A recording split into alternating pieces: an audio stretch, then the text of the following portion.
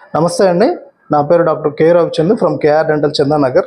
So ఈ కేసులో మనం చూసినట్లయితే కనుక తను రూట్ కెనాల్ ట్రీట్మెంట్ చేయించుకొని ఒక 3-4 ఇయర్స్ అలా అవుతుంది, మోర్ దాన్ 4-5 ఇయర్స్ అవుతుంది. బట్ తను క్యాప్ పెట్టించుకోలేదన్నమాట రూట్ కెనాల్ తర్వాత. సో ఏం జరిగిందని మనం ఇప్పుడు చూడొచ్చు. సో ఒకసారి చూడండి. సో ఆ పన్ను మొత్తం పాడైపోయింది, పీసులుగా బ్రేక్ అయిపోయింది క్యాప్ లేకపోవడం వల్ల. Madam open.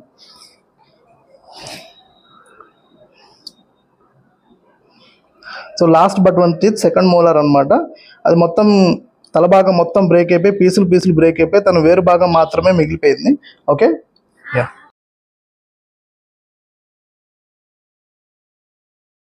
So root canal treatment చేసిన తర్వాత క్యాప్ అనేది చాలా ఇంపార్టెంట్ అండి. క్యాప్ పెట్టుకోకపోతే మాత్రం ఏమవుతుందంటే ఆ టీత్కి స్ట్రెంత్ అనేది ఉండదు.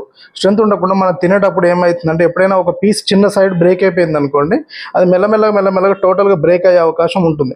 అప్పుడు రూట్ కెనాల్ ట్రీట్మెంట్ చేసి కూడా లాభం ఉండదు, మనం ఆ పన్నును కూడా కాపాడలేకపోతాం అనమాట. సో కంపల్సరీగా రూట్ కెనాల్ ట్రీట్మెంట్ చేసిన తర్వాత క్యాప్ అనేది పెట్టుకోవాలి, లేకపోతే ఈ విధంగా ఇలాంటి సిచ్యువేషన్ అనేది వస్తుంది అనమాట. Okay, thank you.